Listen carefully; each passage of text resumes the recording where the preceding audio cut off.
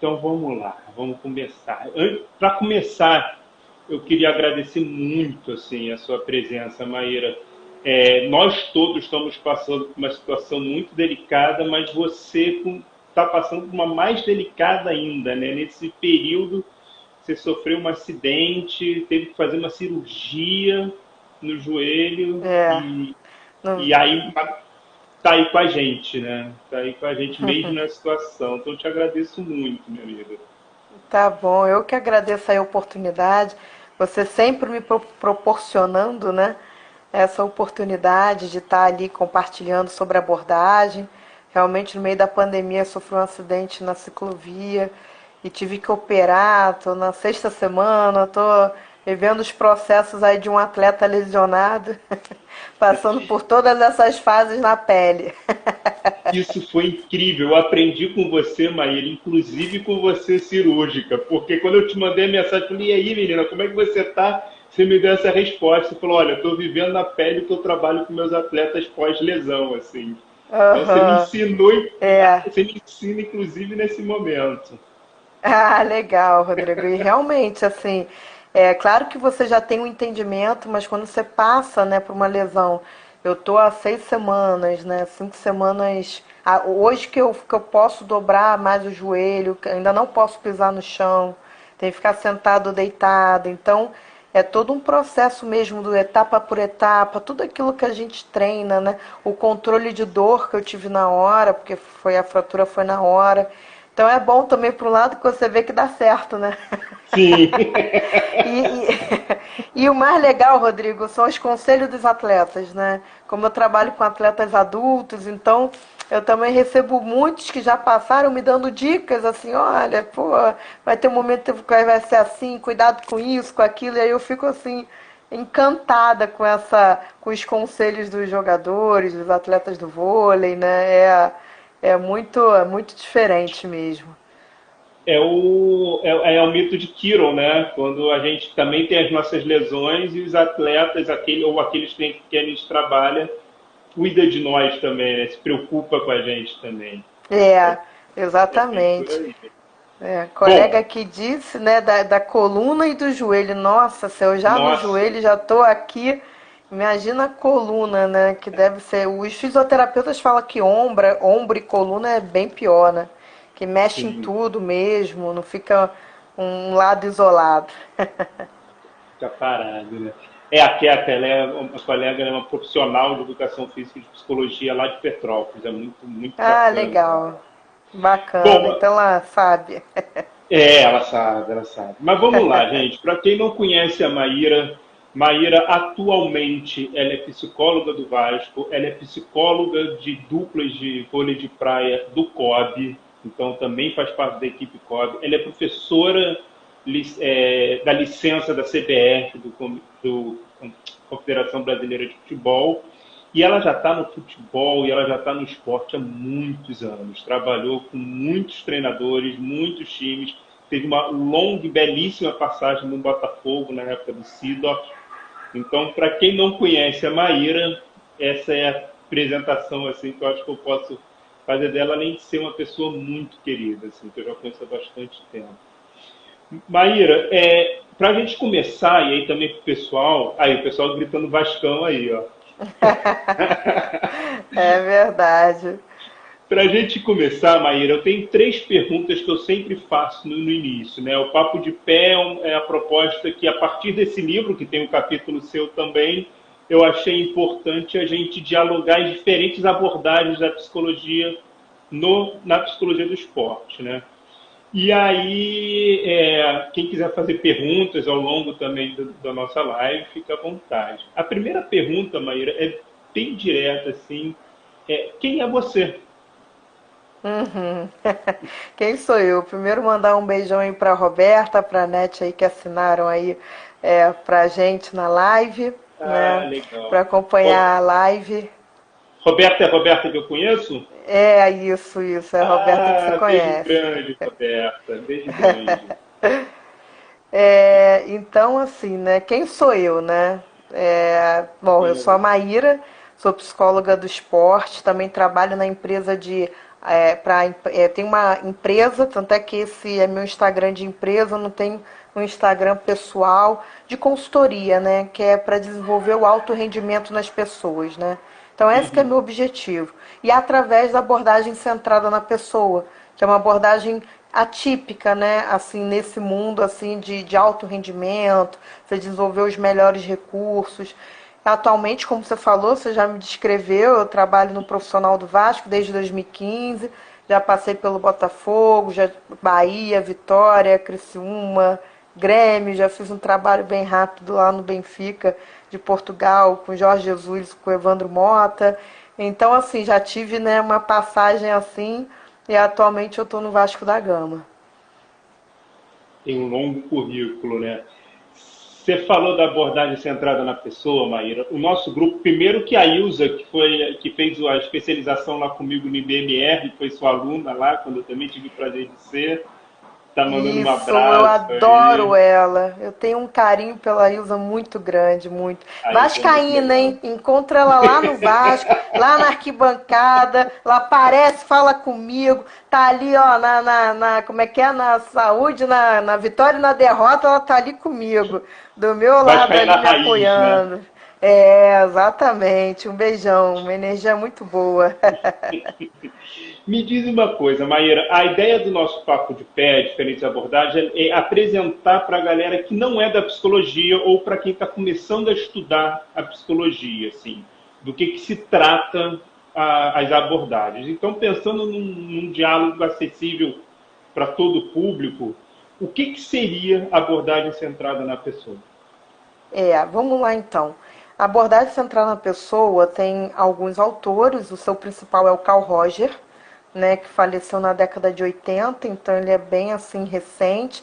Tem muitas coisas que a gente pode encontrar dele no YouTube, né, de fácil Uhum. acesso. Ele tem vários livros nas quais assim hoje a gente vê umas teorias novas, como a psicologia positiva, algumas coisas que ele já falava há muito tempo lá atrás, né? E você só vai às vezes reformulando alguns nomes, mas a base está ali, né, formada. Então, a abordagem central na pessoa, ela centra literalmente na pessoa. É um modo de ser, é uma forma de abordar o outro. Você não julga, você não avalia, você compreende a experiência do outro, sendo um facilitador do processo do outro. Então, nesse momento, não é o que o atleta está sentindo, não, o que ele está passando, mas como ele está sentindo, como ele está passando.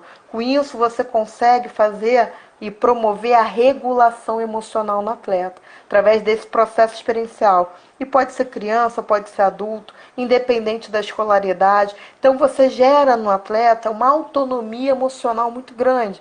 E isso ele consegue ter uma consciência de si para o momento do jogo. Seja ele cometendo uma falta, ele fica com sentimento de culpa, ele conseguindo reverter aquilo, ele consegue com isso aumentar um nível de concentração muito grande, porque ele tem a gestão das emoções.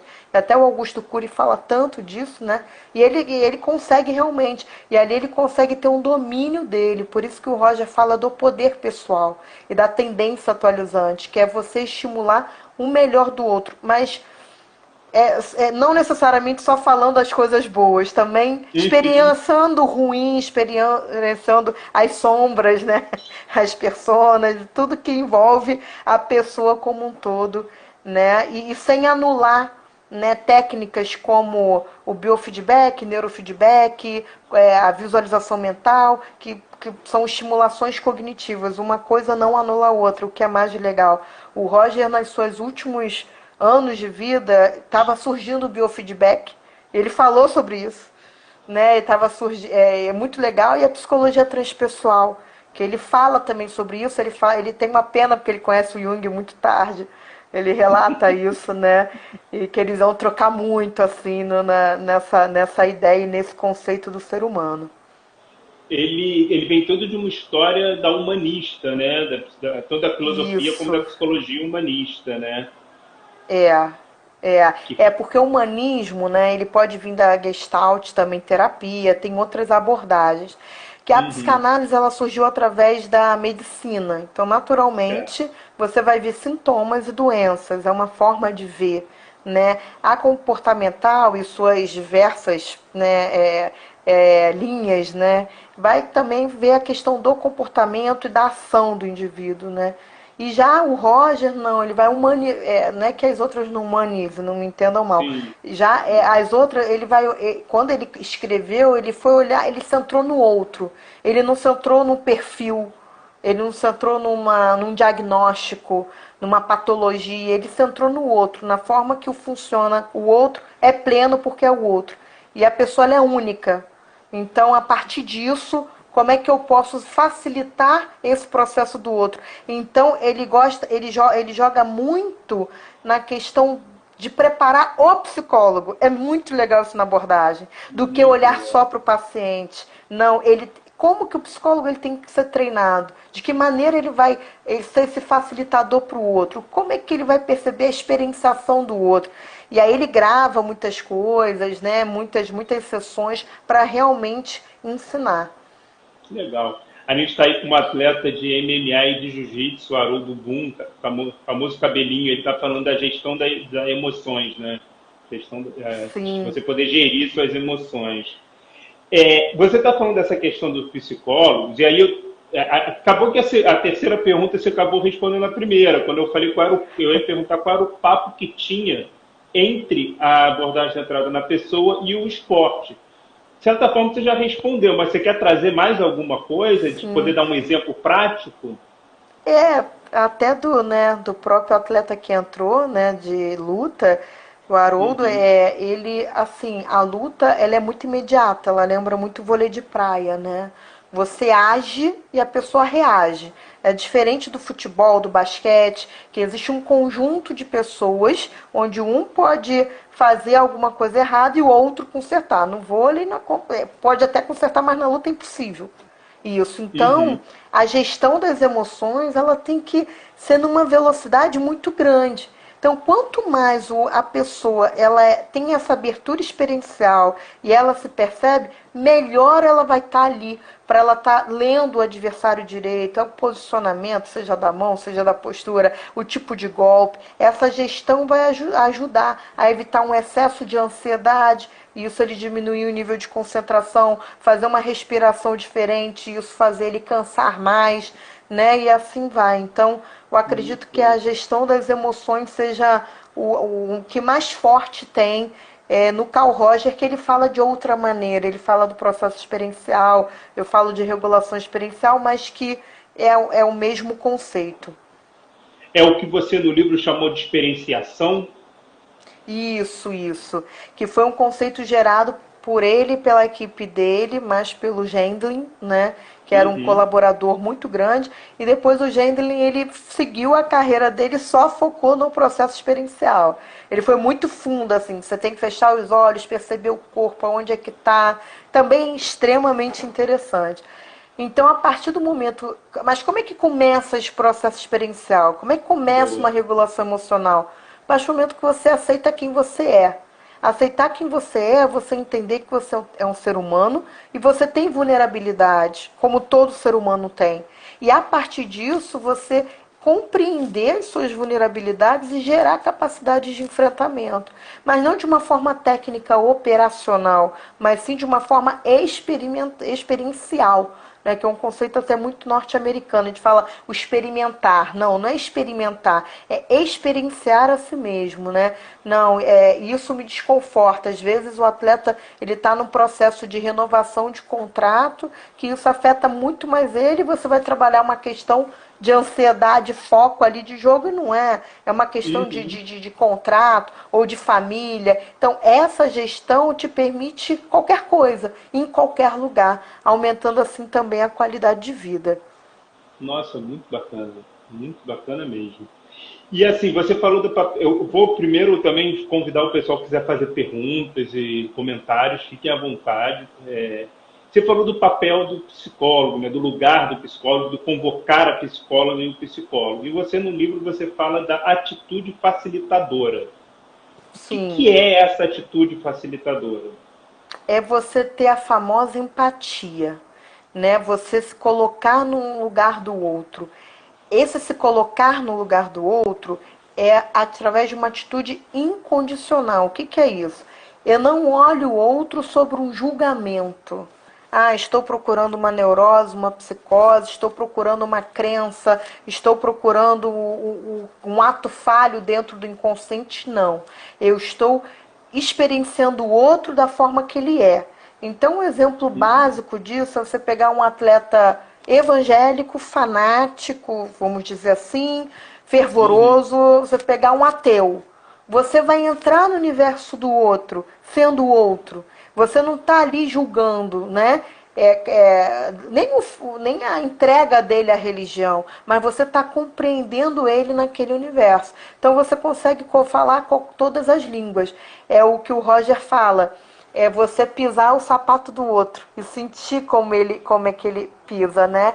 E aí o Martin Buber, né, o Martin Buber, né, muitos falam assim, ele é um filósofo, ele fala da relação entre eu e tu e eu e isso. Então é muito Uhum. ligado à relação eu e tu, que a física quântica hoje vem explicar muito com a psicologia transpessoal, né? O que é esse momento onde não existe nem eu nem o outro? Existe uma conexão da relação.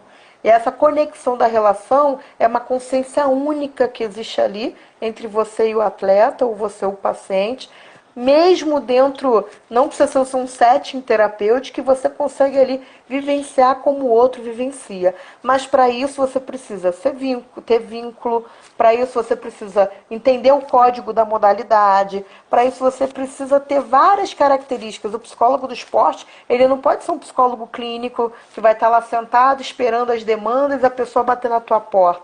Ele tem que conversar, ele tem que entender, ele tem que entender que cada modalidade tem teu código diferente. E a partir disso ele vai conseguir gerar esse vínculo de confiança para que assim ele consiga tirar essa experienciação do outro e o outro gerar essa autonomia, essa gestão emocional. Nossa, muito bom, Maíra, muito bom mesmo. O Avelino, que é psicólogo do Piauí, ele, então está até o Piauí, Maíra, olha que legal. Ele Olha fala o que legal. seguinte: o ambiente esportivo é muito agressivo em termos de resultados, pelo menos no alto rendimento. Como lidar com essa dinâmica e ressaltar a importância do valor de cada atleta? Então, ele está trazendo principalmente a questão do esporte coletivo, né? Aham. Uhum. Ressaltar a importância. Então o que que acontece? Aí é o processo experiencial, ele tem muita eficiência, porque cada atleta vai vivenciar de uma forma diferente essa pressão, esse resultado. Primeiro, é muito importante entender qual é o nível de autocobrança dele com ele mesmo. A partir do momento que ele se cobra muito, ele se torna mais vulnerável para o fator externo. A partir do momento que ele compreende o sistema tático, o sistema de jogo, compreende ter uma leitura do treinador, uma leitura dos atletas, ele vai se regular melhor emocionalmente, que ele vai entender o que é meu, o que é do outro. Então, assim, tem vários fatores que você consegue fazer com que um atleta lide melhor ou não. Agora, uma coisa que eu até já falei em outra live, que é fundamental, é que hoje em dia a rede social, ela tem uma característica diferente, porque tem o direct, né? A pessoa ela é marcada e se ela não tiver, normalmente os atletas mais jovens, eles sofrem mais essa pressão. Por mais que explique, por mais que tenha orientação, porque ele não espera uma agressividade muito grande e muitas vezes assim desproporcional ao jogo, ao momento, ou seja, uma ameaça. Às vezes, assim, a gente está no Rio, alguém de Tocantins manda alguma coisa, do tipo, nossa, como é que pode? Essa pessoa, então, ela invade a casa do atleta, ela invade a Olha que cama do interessante. atleta. Quando ela abre, ele abre ali e vê aquela mensagem.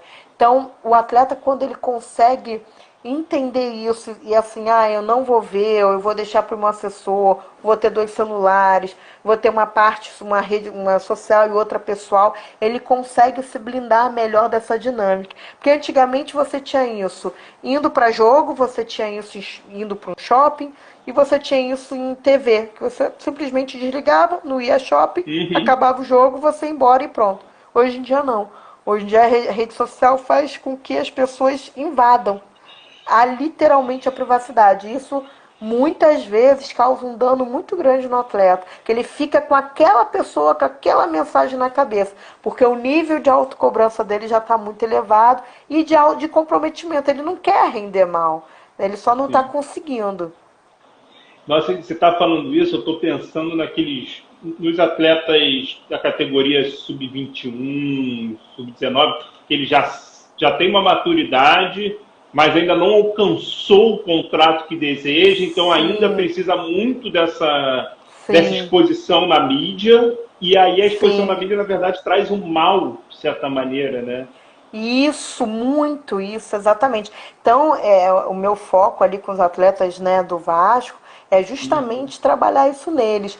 O vôlei de praia já tem menos visibilidade, né? Eu tenho algumas atletas de vôlei de quadra, às vezes elas também podem sofrer alguma coisa assim, mas é muito futebol. Futebol realmente é uma agressão assim de graça. As pessoas elas jogam seus dejetos ali nos atletas, né? Eu costumo dizer, e o atleta que dê conta daquilo ali que eu não consigo dar, né? Então realmente é um pouquinho complicado e a gente tem que saber enxergar, porque normalmente o discurso do atleta vai ser, não, tranquilo, não, tranquilo. E aí sim entra essa proposta de você ser uma facilitadora para que ele entenda a sua vulnerabilidade e a partir disso ele se desenvolva melhor. Pô, muito bacana mesmo. O Claudinei Soares, ele falou dessa ligação que tem da abordagem centrada na pessoa com a proposta fenomenológica, né? Que existe um diálogo muito Sim, forte entre os dois, né? sim. Ele até traz a frase do Paul Sartre, que é o importante não é o que fizeram de mim, mas o que eu faço do que fizeram de mim, né? Isso, Que isso. tem esse diálogo. Tanto é que tem gente que fala assim, ah, eu sou existencial humanista, né? Uhum. Existe muita, só que o existencialismo ele é menos acolhedor, né? É difícil falar isso, né? Porque às vezes traquejo ali na clínica você vai ser acolhedor, é menos, mas ele joga mais essa responsabilidade. Mas é muito sutil essa diferença, né? E realmente é você trabalhar com a fenomenologia. Por isso, assim, um atleta, às vezes, ele dá para você fazer um setting terapêutico no momento ali e ser muito Uhum. mais profundo do que uma terapia, né? E essa questão da psicologia positiva, como a humanista e a fenomenológica, o Roger tem um livro sobre o poder pessoal, é um livro maravilhoso dele. Ele já traz isso, e ainda agrego aí a psicologia transpessoal, que eu acho que também vai por essa linha aí de raciocínio de se complementarem. Legal. Você está falando, a gente trouxe aqui no Papo de Pé a Emily, do Fluminense, falou da psicologia positiva, a Tabata, que na verdade, ela não é de Ribeirão Preto, ela é do mundo inteiro, né? Ela é de Fortaleza, mas está sempre em vários lugares, mas ela é da luta, falou de fenomenologia, e a gente percebe exatamente isso, esse diálogo que tem. Agora, Sim. Maíra, me diz uma coisa. Tem uma coisa que eu aprendi com você na época que eu sempre lembro disso. Assim, eu fui muito privilegiado que quando eu trabalhava no Engenhão, no Brasil Vale Ouro, você estava no Botafogo e o treino era lá. E às vezes a gente voltava junto, né? E eu lembro de uma coisa que você falou que me marcou muito, assim, e eu levo para muitos lugares, que é o entender a história da instituição para você Uhum. poder trabalhar com as equipes. Fala um Sim, pouco disso, porque eu acho que isso você está falando muito das pessoas e dos atletas, mas existe essa instituição, né? Existe sim. essa coisa maior por trás. Fala um pouco disso, que isso, cara, isso É a grande célula, né? Um beijo aí pra Ana, a corredora também, que assinou aí pra ah, gente. O que acontece, né? Nós somos o produto também de um meio, né, que tem valores, né? Tanto é que quando você vai uhum, fazer uma consultoria para a empresa, quais são os valores dessa empresa? Qual é a visão? Qual é a missão dessa empresa? São as mesmas coisas dos clubes de futebol. Os fundadores já têm ali um padrão mental instaurado, né? Os sócios, os primeiros, então cada clube tem tua característica diferente, tem a tua identidade diferente. Então, a partir do momento que você consegue entender essa leitura, por exemplo, o Vasco da Gama, o que o Vasco da Gama ele tem de mais importante, né? A questão da luta contra o racismo, a questão dos próprios torcedores, né, com o dinheiro terem conseguido ter um estádio que foi brilhantemente usado, seja por presidente da República, por grandes eventos de carnaval. Então, assim, é um orgulho para o vascaíno levantar essa bandeira dessa questão do racismo, porque realmente ele peitou. Não vai botar, não vai fingir que é branco. O negro vai jogar e vamos ver. Aí é para jogar em outra liga? Vamos jogar em outra liga. Então, quando você entende a história do clube, você consegue entender o processo de pensamento das pessoas, porque aí vou entrar um pouquinho numa área que você domina muito mais do que eu, do inconsciente coletivo. Eu falo que nenhum torcedor é atraído por nenhum clube à toa, né? Existem Sim. ali identificações. Então você tem o botafoguense que tem a tua característica, a questão da luta, do valor da luta, extremamente correto, do sacrifício, do valor ao sofrimento, né? Você tem o Vasco que também tem esses princípios, mas também gosta muito de bater de frente com o Flamengo, dizendo, vem cá, né? Você não é, eu aponto o dedo para você. Tem o Fluminense que tem essa característica do elitizado, eles gostam desse lugar, eles cultivam esse lugar. Então, assim, cada clube no país, a história do Palmeiras totalmente ligada à Itália, tem a questão da cor, acredito na época da ditadura. Então, assim, tem toda uma história ali muito interessante. Quando a gente entende essa história, como a gente entende, por exemplo, a história política do país, a gente compreende os próximos passos. Um beijo, Perfeito. Marina, que entrou aí. Ah, perfeito, perfeito, Maíra. E eu fico pensando, quando você, por exemplo, você falou que você trabalha no Benfica, quando você vai trabalhar Sim, ou então no Bahia, que não é exatamente da sua terra natal, sim, quando você trabalha num espaço desse, você procura conhecer a história dessa instituição? procuro. É muito diferente, é muito diferente. Olha que eu trabalhei no Sul e no Uhum, Nordeste, né? uhum, As culturas são muito diferentes, assim. é, E o Sudeste eu acho que ele está um pouco no meio, né, da situação, assim. Porque o sim. Nordeste, ele tem aquela coisa do valorizar o descanso, o prazer. E o Sul é muita responsabilidade, é uma coisa mais assim, de tá no preto no branco. São características muito diferentes. O Papai Noel do Grêmio é azul, né? Não pode ser vermelho. Já você tem a torcida do Vitória e do Bahia, uma do lado da outra. Tem briga? Tem, mas é muito menos. E elas estão ali, um xingando o ônibus, o outro ovacionando o ônibus, no mesmo ambiente. Para a cidade, um Bavi. Eles não querem ser. Claro que eles querem ser os melhores do mundo, mas Bavia, não importa se tem Uhum. a final da Libertadores. Aquilo ali é o mais importante para eles. Claro que também no Grenal também, mas é diferente, sabe? Então, se você entende a cultura, hoje em dia eu tô com uma dupla de vôlei de praia de Fortaleza, né? Ana Hum. Patrícia e Rebeca, que estão agora para a Olimpíada. E é diferente o conceito, né? Eu só trabalhei com equipes do Rio de Janeiro.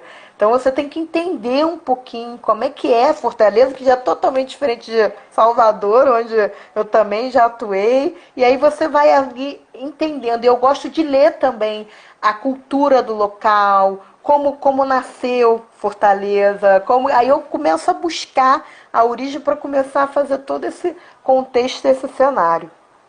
Muito bom. É saber do contexto que você está entrando, né? O Avelino fez uma pergunta de novo, Maíra, que eu acho que foi. Eu estava pensando nisso, e aí que bom que ele trouxe. Eu vou emendar uma na dele. Ele perguntou sobre produções científicas trazendo a ACP para o esporte. Se você tem para indicar, se tem gente que publica, que escreve livro, que você trouxe Carrojas e tal, mas ele especificamente não falava do esporte. Você fez Sim, essa junção dos dois. Eu confesso que é. eu só conheço você aqui do Brasil que faz esse diálogo. Então, quem quiser, você tem mais gente, você conhece o pessoal que escreve, você conhece o Uhum. pessoal que atua, como é que está esse diálogo é, da psicologia do esporte, assim, das duas áreas? Eu fiquei muito feliz aquela vez que você leu o capítulo do livro, né, na turma lá da Santa Úrsula, foi onde eu me formei. Eu tenho um Sim. amor pela Santa Úrsula assim gigantesco. Realmente Avelino, falta produção científica. Algumas pessoas têm me cobrado isso, colegas, assim, você tem que escrever, você tem que publicar, você tem que estar mais ligado nesse mundo. Preciso de tempo, né, para isso, assim, para produzir. Algumas pessoas, elas me procuram, às vezes, no Instagram. Ah, eu gosto da abordagem, como é que faz? Então, realmente é uma coisa que está em falta.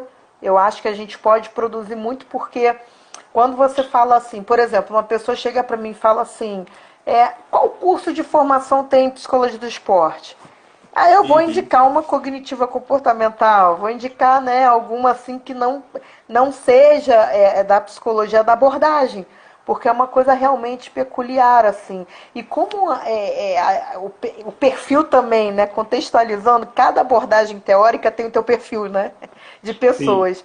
E a sim, galera da abordagem, né, uma galera assim que o Roger ele foi extremamente cientista, né? Extremamente. Tudo é científico dele. É gravado, é visto, até com doença mental. Ele ganhou prêmios nos Estados Unidos por recuperar mais rápido, né, essa questão da reinserção do paciente à sociedade. Então, assim, ele produzia muito. Mas o pessoal da abordagem, como ele até nem deixou, né, institucionalizar esse nome, né? Então você tem Centro da Psicologia da Pessoa aqui, mas você não tem do Roger, né? Isso não sim. aconteceu por ele mesmo.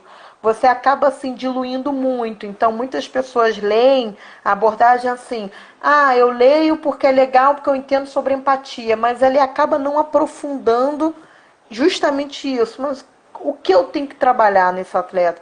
Como eu vou ser uma facilitadora? De que forma eu vou usar esse instrumento? E quem sabe aí, gente, na torcida eu consiga ajudar a contribuir. Se alguém também tiver interesse, eu estou aqui de portas abertas para também contribuir, para a gente deixar alguma produção. O Eric, nesse livro, foi muito legal, nesse convite, e eu nunca mais vou esquecer, porque ele falou assim para mim: Maíra, você tem uma teoria que poucas pessoas usam e dá resultado. Eu preciso que você esteja no capítulo do livro, porque é diferente. É, E eu fiquei muito feliz com a esse forma. capítulo é sensacional. Esse capítulo, eu trabalhei na Santa Úrsula, no UFRJ também, Maíra. E ele. Bom, Ah, legal. a gente estava falando, Maíra, da falta de material publicado, né, na área. E eu estava falando do livro, né? Você falou que eu trabalhei livro na Santa Úrsula, eu trabalhei também no FRJ, e ele de fato é muito bom. Aí você falou da importância do convite que o Eric fez, né, para você, que de fato assim, é uma abordagem que dá resultado. É só ver o trabalho da Maíra que a gente vê que é uma abordagem que dá resultado. E aí estava faltando ali 15 minutos para a gente encerrar a nossa, Sim. a nossa live. E é curioso que a galera que estava lá na outra está aqui. Isso é legal. Eu acho Ah, que que deu certo. legal, que legal, Acho que que deu certo. legal. Um beijo aí para Carla que entrou. Tô te devendo uma ligação, Carla. Não esqueci de você, não. Mas eu sou meio ocupada. A gente conseguir o horário da Maíra não é fácil. Bom, mas vamos lá, Maíra. Vamos fazer o seguinte. Eu quero te fazer então três perguntas para a gente poder encaminhar para o final. Pode ser? Pode. Então vamos lá, Maíra. A gente está numa discussão muito grande agora em relação ao retorno ou não retorno do futebol. Como é que está sendo o trabalho? Eu sei que muitas equipes, inclusive o Vasco, voltou a treinar. Como é que está sendo o trabalho da psicologia? Sim, então, primeiro teve aquele primeiro momento da pandemia, né, Uhum. onde parou tudo, a gente jogou contra o Fluminense, e aí de repente parou, né, até sobreaviso, né, e aquilo da próxima semana, até de fato darem férias, que no primeiro momento foram de 15 dias, depois foi de um mês por conta da extensão da pandemia. Nesse momento, no primeiro momento eu fiz uma cartilha para os jogadores e para os familiares dos jogadores, de orientação mesmo, né? Sobre a importância da rotina, importância do final de semana, como gerenciar, né, os momentos assim de pandemia, fatores estressores. Então foi uma forma bem didática, bem lúdica, com eles e também para a comissão técnica, né? Uhum. No segundo momento, já naquele momento de férias, eu fiz intervenções mais assim via WhatsApp, escrevendo, falando ali para o atleta como é que estava, etc. e tal, até porque ele estava em treinamento, mas também nesse período de isolamento, né? E E você estava agora, com o joelho machucado, né? Você não estava nem podendo, você estava de pé pro alto. totalmente isolamento. E aí depois eu fiz o. E aí depois por videoconferência, né? Eu acho que a psicologia, de uma forma geral, ela tem uma grande vantagem nisso. Nós do esporte, a gente já é acostumado a trabalhar presencial e à distância, porque as Uhum. competições são distantes, seja do estado onde moramos, seja do país, né? Então a gente já tem esse hábito de estar falando por videoconferência, Skype, e aí foi para agora para o vídeo do WhatsApp, enfim, e assim vai. Então isso continua agora com relação a isso da pandemia, então existe todo ali um planejamento junto com o Ramon, que é o novo treinador, para a gente estar ali seguindo e estar fazendo essas videoconferências, dando sequência no trabalho. Legal, legal. E você antes, na nossa primeira parte da live, você estava falando de conceitos que não necessariamente são fáceis de compreensão, precisa ser muito didática como você é para poder apresentar. E também você estava fazendo, teve uma hora que você fez uma comparação com a TCC, porque a TCC ela oferece o resultado, ela é mais fácil de oferecer o resultado de uma maneira visível, né? De uma maneira quantificada, talvez. Como é que você consegue, a partir da abordagem centrada na pessoa, dialogar numa linguagem que quem não é da psi, quem não é dos, seja jogadores ou seja a comissão técnica, e a comissão técnica tem uma equipe, tanto doutores quanto pessoas que estão ali, talvez não tenham nem escolaridade, para poder entender. O Roger no livro Tornar-se Pessoa é um livro muito interessante porque parece que ele está tomando um chá das 5, conversando com você numa mesa, assim, né? Porque é muito fácil o entendimento dele.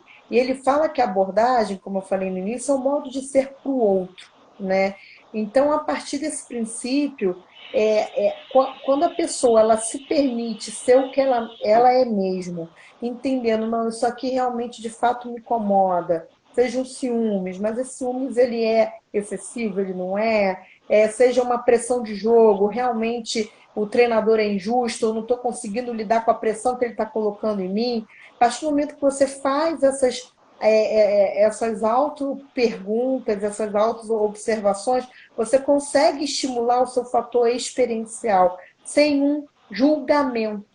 O grande diferencial da experienciação é não julgar, né? Tá. Então, se eu estou com uma lesão e no momento eu quero chorar por conta da perda do que eu estava vivendo na carreira, eu vou chorar, eu vou me permitir isso. Agora, se isso gerar um padrão que começa a me fazer mal, eu também tenho capacidade de perceber e pedir ajuda, porque eu não estou conseguindo elaborar esse momento que eu estava. Então, esse caminho da autopercepção sem julgamento é que você consegue entrar no caminho experiencial.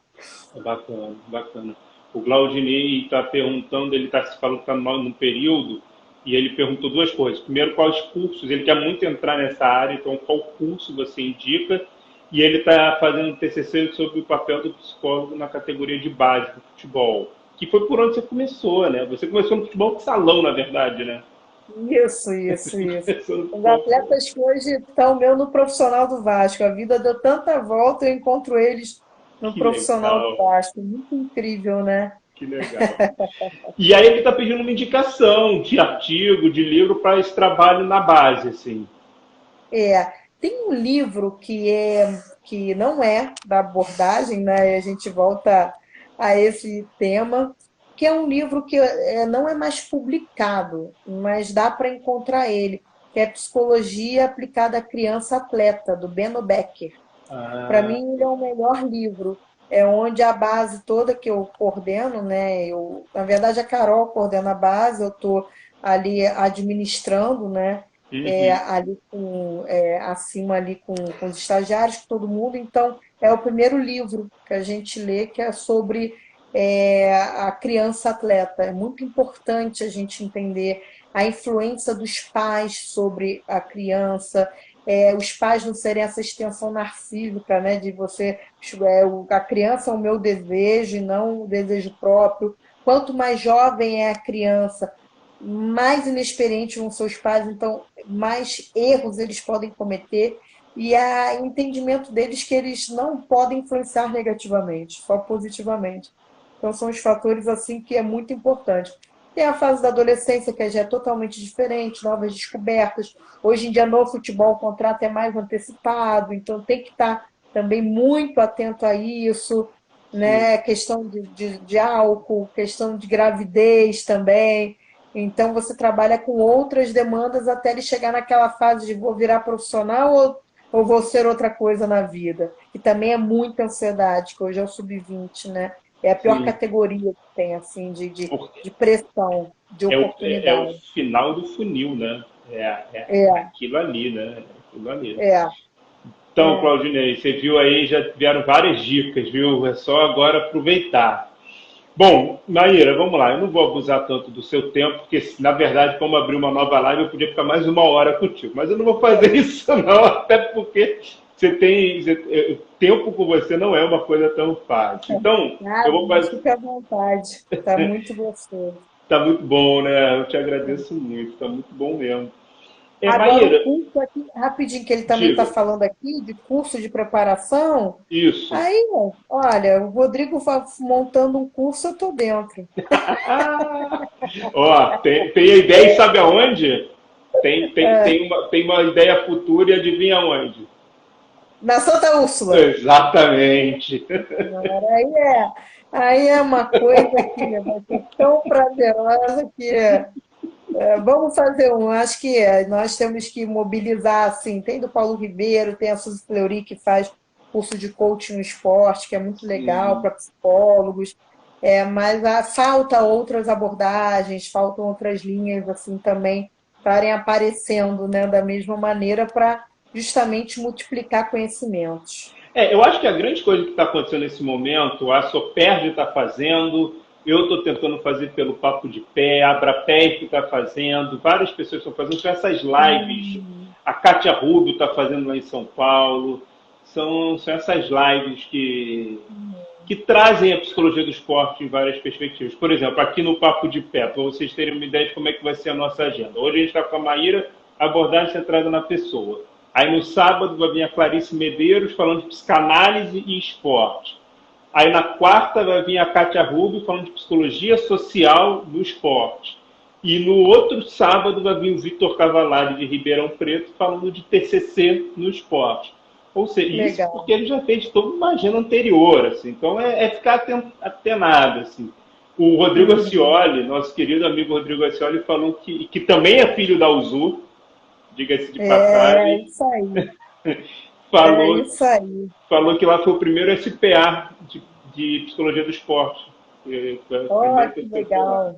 Muito E o legal mesmo. Rodrigo ajuda muito a psicologia do esporte nos conselhos, Muito. agora no Conselho Nacional. Então, o Rodrigo está de parabéns aí, ele é o nosso aliado, né? Se a É gente precisa de verdade. alguma coisa, ele está sempre ali à disposição. E ele gosta desse papel, assim, né? De favorecer, assim, facilitar a vida dos psicólogos, né? Em termos de conhecimento, É enfim, é muito muito legal. generoso, né? O Rodrigo é muito É, muito generoso. generoso. É, Eu vou fazer exatamente. uma ainda com o Conselho Federal de Psicologia e vou chamar o Rodrigo para estar presente aqui no Papo de Pé. No Ah, futuro eu vou legal, fazer legal. isso. Maíra, deixa eu fazer uma pergunta. Vamos encaminhando então para o nosso final. A gente está num momento de pandemia, né? E assim, o Papo de Pé ele começou há 4 anos atrás. Era eu, Maurício Marques do Rio Grande do Sul, Thaís Coutinho da Bahia. Era a época das Olimpíadas, que você estava nas Olimpíadas, e a gente estava não, você foi campeã olímpica, e a gente, Vice-campeã, quase campeã. vice-campeã olímpica, pô, mas tem a medalha, e a gente estava discutindo a psicologia do esporte naquela época. Então, Isso foi assim que Uhum. começou. E uma pergunta que eu tenho feito para todo mundo é assim: se a gente tivesse que fazer uma perspectiva futura, tá? De 4 anos, próximo ciclo olímpico, imaginando que o ciclo olímpico é 2024, que a gente não tem ideia do que vai acontecer com os ciclos Na olímpicos. França, né, se eu não me engano. E na França, exatamente. Qual é a visão que você tem em relação à psicologia do esporte e ao cenário esportivo, nessa perspectiva Legal. de 4 anos para frente? Beijão pro Pedro aí, um excelente arquiteto. Bom, Opa! gente, nessa última Olimpíada de 2016, que eu tive o prazer de participar diretamente, né? Eu depois teve um encontro dos psicólogos pós-Olimpíada. E aí ficou muito marcado que de todas as medalhas que o Brasil conquistou, se eu não me engano, só tinham três que não tinham psicólogos, que era o vôlei masculino, o futebol masculino, uma outra modalidade que eu não vou me recordar. Três ou dois, o resto todos tinham psicólogos.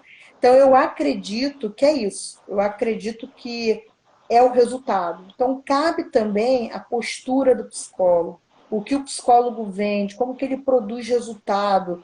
Isso é um diferencial. Não adianta a gente esperar que valorizem a psicologia. Nós temos que dar resultado para os atletas. Os atletas têm que perceber, independente da abordagem que ele usa, que ele tem um benefício com isso. Porque por mais que existam os aparelhos neurofeedbacks, biofeedbacks, e te dá uma resposta mais ali objetiva, é do campo do subjetivo. Então, é do campo da percepção do outro. Não tem jeito isso. Diferente do percentual lá de gordura, que você pode medir, de um raio-x que você pode fazer, da quilometragem para regular o controle de carga que hoje tem, quantos quilômetros, intensidade, força, resistência. Nós não temos, porque o subjetivo é muito abstrato. Então, o que vai dar o resultado? É o atleta perceber, pô, aquele trabalho com aquela intervenção me deu uma melhor resposta dentro da minha modalidade. Então, por essa estatística e pela valorização que hoje o COB dá à psicologia, quer dizer, qualquer atleta olímpico hoje, se quiser psicólogo, o Comitê Olímpico oferece para as federações. Então, eu acredito que a gente esteja aí num caminho muito, graças a Deus, sem volta, de estar em 2024 com as modalidades naturalizando cada vez mais esse lugar. Pô, que legal, que visão boa e otimista, viu? Que bom ouvir isso, que bom ouvir isso. Franco Nossi também, que é um excelente psicólogo de Minas, ele fala, perfeito, treinadores querem ver as contribuições da psicologia do esporte para a performance esportiva. E é isso, né? Uhum. Eles querem ver os resultados. Beleza. E aí, Maíra, como final, assim, eu sempre pergunto, sai um pouco da psicologia do esporte, pensando, eu sou um cara fascinado por arte, seja ela pop ou mais rebuscada, eu sou um cara fascinado por arte. Então, pensando em livro, pensando em filme, em série, música, seja lá o que for, qual é a obra que te inspira a trabalhar como psicóloga, assim, que você acorda, que sempre quando você, sei lá, você escuta, reflete no seu trabalhar como psicólogo, seja música, filme, livro, série, seja lá o que for. Eu acredito assim numa diversidade de coisas assim, né? Primeiro a música. Eu acho que a música ela deixa nosso estado emocional mais leve, a gente faz outras conexões, né? Outras sinapses e a Sim. gente deixa bioquimicamente as emoções mais leves. Então assim, eu gosto, quem me conhece, eu gosto muito do samba, da música popular brasileira de uma forma geral. E isso depende de cada fase, eu sou de fases, né? Mas normalmente, assim, o samba raiz é a minha identidade maior, que eu digo assim. Alguma música específica do samba raiz? Ai, tem tantas. Mas uma que eu gosto muito, e eu ouço assim, e eu acabei vendo que é um mantra, assim, que é uma música.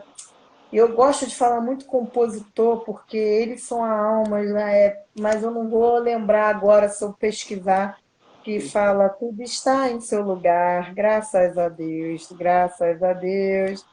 Então, assim, né, não devemos, né, enfim, fala assim que tudo vai dar certo, tudo está no seu lugar, não devemos esquecer de dizer, graças a Deus, então esse é um mantra assim que eu levo é de um compositor famoso do samba, não estou aqui me recordando, Sem mas problema. tudo está no seu lugar, né?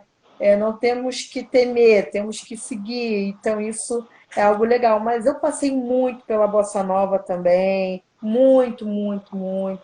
Vou lá atrás, vou na Chiquinha Gonzaga, muitas vezes. Eu sou, eu sou do século passado, que eu brinco assim, né? Ou então você é capaz de juntar todos os séculos e trazer para o de 21. Acho que é mais Isso. isso. Eu gosto não só da linha melódica, da harmonia, mas também do conteúdo da música, né? O que aquela música traz. Então, isso com certeza a música faz parte da minha vida. Como também a atividade física, o mar, a natureza também me alimenta muito. Você É, pedala, ler né? sobre ler sobre essa questão da espiritualidade com a ciência também é uma coisa que eu gosto demais, não ligada à religiosidade. Então, Uhum. são coisas assim que me alimentam para eu ser um ser humano melhor, porque eu acredito que o psicólogo, o dentista, ele tem que ter bons dentes, né? Vamos dizer assim. Eu acho que o psicólogo, ele tem que ter um bom estado emocional. E somos seres humanos, iguais a qualquer um. Então, a partir do momento que eu olho para mim mesmo, eu entendo as minhas necessidades, as minhas demandas, eu com certeza eu vou ser um ser humano melhor para os meus pacientes, para os meus atletas, fazendo toda uma diferença. Entendendo que vai ter um momento que a gente pode ficar triste, que a gente pode recusar, né, recuar um pouquinho, cuidar um pouquinho da gente. Uma coisa que eu lembro muito na preparação psicológica do último ciclo olímpico, a Aline, né, a psicóloga lá do comitê, ela falou assim: não esqueçam de se cuidarem emocionalmente. Vocês estão cuidando dos atletas, da comissão técnica, num grande evento, mas não deixam de cuidar de vocês. Tenham Perfeito. alguém, tenham pessoas do lado para que vocês possam ser cuidados. Isso eu nunca mais esqueci, assim, e levo para mim, seja com amigos, seja com amigos psicólogos, seja com tratamento psicoterapêutico. Eu acredito que faz toda a diferença, assim. E vou ser bem sincero, assim, tá perto de você é sentir isso, viu? Todas as vezes que eu lhe encontro, eu percebo isso e você emana isso. Isso é muito. É por isso que eu gosto tanto de estar perto de você, porque você emana É isso, você faz sim, esse um bem. prazer. O É, Rodrigo, é Benito diga. de Paula. Benito de Benito de Paula, vamos dizer assim, Paula, grande Benito de Paula. tudo está no seu lugar. É a E música eu vou te contar que o inspira seguinte: homens. essa pergunta que eu faço, eu tô adorando, porque você foi a terceira psicóloga que cantou. Eu não imaginava ninguém cantar e já foi a terceira psicóloga que cantou. Falei, que beleza, tô produzindo isso, que coisa legal. E é uma música que leva muito nessa pegada da experienciação, né? Que traz muito essa coisa do sentimento, do viver aquilo ali sem julgamento, né? Muito bom. Exatamente, exatamente. Maíra, foi uma aula estar aqui com você, viu? Pô, te agradeço muito. Depois, quando a gente finalizar, eu vou te explicar mais ou menos como se faz para salvar, para a gente poder mandar. E assim, você foi tão gente boa que teve problema na live pelo meu canal, você falou, Rodrigo, vamos fazer pelo meu, vamos lá, deixa eu te chamar. Cara, obrigado, obrigado mesmo. E qual é a mensagem que você deixa para o pessoal assim, que está aí, que saiu lá daquela outra e veio para a nossa, a maioria está aí? O que você deixa? Eu deixo assim, tô vendo aqui muita gente falando, né?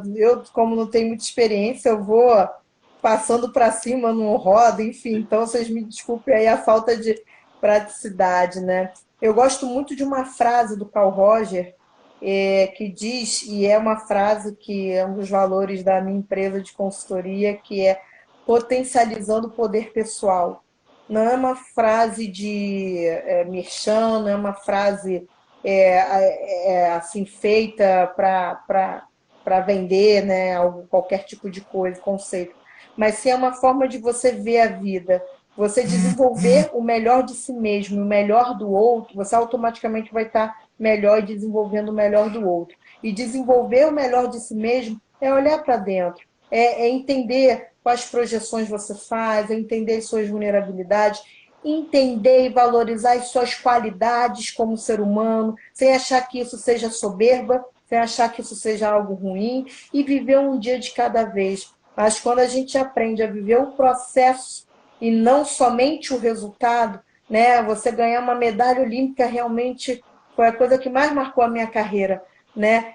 Mas você viveu o processo para chegar nela, de muita luta, ela é extremamente prazerosa e você vê o resultado, você vê aquele processo por trás daquela medalha. Então, quando a gente aprende a viver um dia de cada vez, desenvolvendo o nosso poder pessoal perante a nossa vida, independente da crença que você tem, independente dos valores que você tem, da religião que você tenha, você vai ser um ser humano melhor. E aí, automaticamente, teremos ser humanos mais saudáveis emocionalmente, uma sociedade mais saudável, que respeitam as diferenças, que não se incomodam com as diferenças, né? Eu acho que esse que é o importante, porque eu estou bem comigo mesmo, então o outro passa a não me incomodar. E aí as redes sociais ficarem menos agressivas também, e todo mundo ali lutando por um bem maior e um bem melhor, né? Para o nosso Brasil e para o nosso mundo.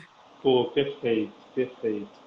É isso, gente. Hoje foi um papo de pé brilhantemente aí com a Maíra Ruas, falando da abordagem centrada na pessoa. Lembrando a nossa agenda, a gente vai estar na quarta-feira agora com a Clarice, não, no sábado agora com a Clarice Medeiros falando de psicanálise. No próxima quarta, a Kátia Rubio falando de psicologia social do esporte. No outro sábado, Vitor Cavalari falando de TCC. E aí eu vou dar uma pausa. Vou chamar, na verdade, a ganhadora do primeiro quiz, aí depois eu vou dar uma pausa para poder respirar um pouco também, porque é importante respirar, né, Maíra? Respirar é É fundamental. isso. Isso aí. E é fundamental. E é isso, gente. Obrigado, Maíra. De coração, te agradeço muito, viu? E aí agora eu vou encerrar para a gente pra eu poder te explicar o que você tem que fazer para poder salvar.